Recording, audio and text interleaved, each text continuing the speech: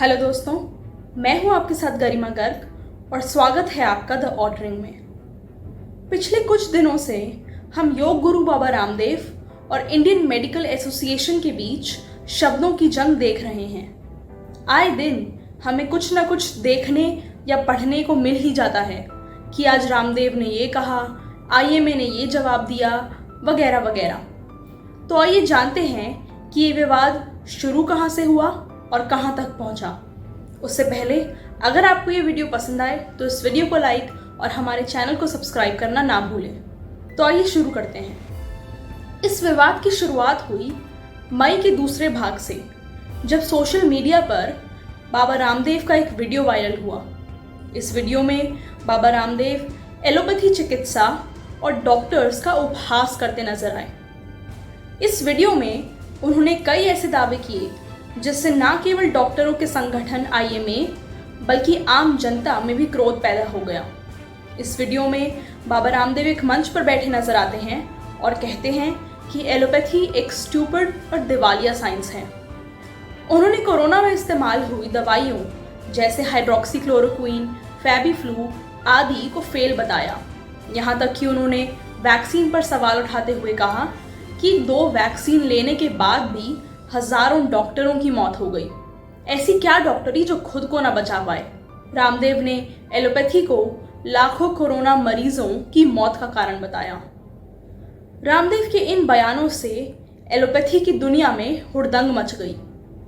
22 मई को आईएमए ने बाबा रामदेव को लीगल नोटिस भेज डाला और उनके खिलाफ एक्शन की बात की। आईएमए का कहना है कि बाबा रामदेव ऐसे बयान दे अफवाह फैला रहे हैं ताकि लोगों का एलोपैथी से विश्वास उठ जाए।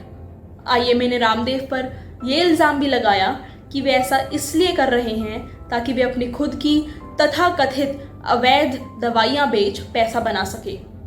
आईएमए ने बाबा रामदेव के इन बयानों को लोगों और समाज के लिए खतरनाक बताया। इस पर पतंजलि योगपीठ ट्रस्ट ने बाबा रामदेव के बचाव में कहा कि उस वीडियो में वे उनके खुद के शब्द नहीं थे, बल्कि वे एक व्हाट्सएप फॉरवर्डेड मैसेज पढ़ रहे थे और कि वे डॉक्टर्स और स्वास्थ्य कर्मियों का बहुत इज्जत और आदर करते हैं। परंतु इस स्पष्टीकरण से आईएमए आश्वस्त नहीं हुई और उन्होंने केंद्रीय स्वास्थ्य मंत्री डॉक्टर हर्षवर्धन से बाबा रामदेव पर मुकदमा चलाने और उन्हें एपिडेमिक डिजीजेज एक्ट के अंतर्गत बुक करने की मांग की। आईएमए ने कहा कि यदि हर्षवर्धन इस पूरे मामले का जल्द से जल्द सुओ मोटो कॉग्निजेंस नहीं लेते तो उन्हें कानूनी तरीके से कोर्ट का दरवाजा खटखटाना पड़ेगा। उसी के अगले दिन डॉक्टर हर्षवर्धन ने बाबा रामदेव को चिट्ठी लिखी जो उन्होंने अपने ट्विटर अकाउंट पर भी पोस्ट की। अपनी चिट्ठी में डॉक्टर हर्षवर्धन ने बाबा रामदेव के बयानों को दुर्भाग्यपूर्ण बताया और उन्हें अपने वक्तव्य पूर्ण रूप से वापस लेने को कहा। केंद्रीय स्वास्थ्य मंत्री डॉक्टर हर्षवर्धन की चिट्ठी में ये भी लिखा था कि बाबा रामदेव ने देवतुल्य कोरोना योद्धाओं का निरादर किया है। उन्होंने वैश्विक चिकित्सा में एलोपैथी के योगदान को अहम बताया और कहा कि चेचक, पोलियो, टीबी, इबोला आदि गंभीर रोगों के निदान एलोपैथी ने ही दिए हैं।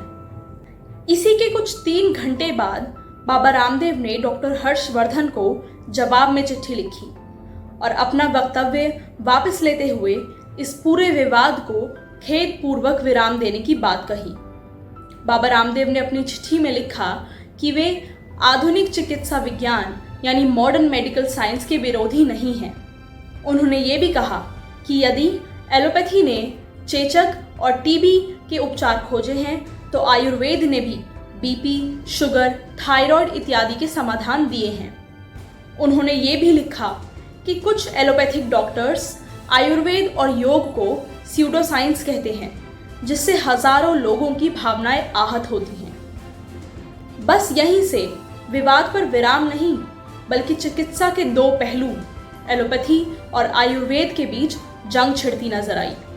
अगले दिन बाबा रामदेव ने अपने ट्विटर अकाउंट पर आईएमए और फार्मा कंपनियों के लिए एक खुला पत्र जारी किया जिसमें 25 सवालों की एक सूची नजर आई।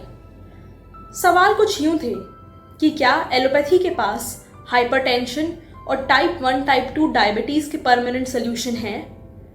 एलोपैथी को शुरू हुए 200 साल हो गए हैं, तो उसे अब लिवर की बीमारियों का समाधान भी खोज लेना चाहिए। बाकी सवालों में भी ऐसी अलग अलग बीमारियों जैसे हार्ट ब्लॉकेज, कोलेस्ट्रोल, माइग्रेन इत्यादि के समाधान मांगते नजर आए रामदेव। 23वां सवाल कुछ यूं था कि क्या फार्मा इंडस्ट्री के पास एलोपैथी और आयुर्वेद के आपस में झगड़े को खत्म करने की कोई दवाई है। पत्र का अंतिम सवाल था कि यदि एलोपैथी सर्वगुण संपन्न है तो एलोपैथिक डॉक्टर्स तो बीमार होने ही नहीं चाहिए।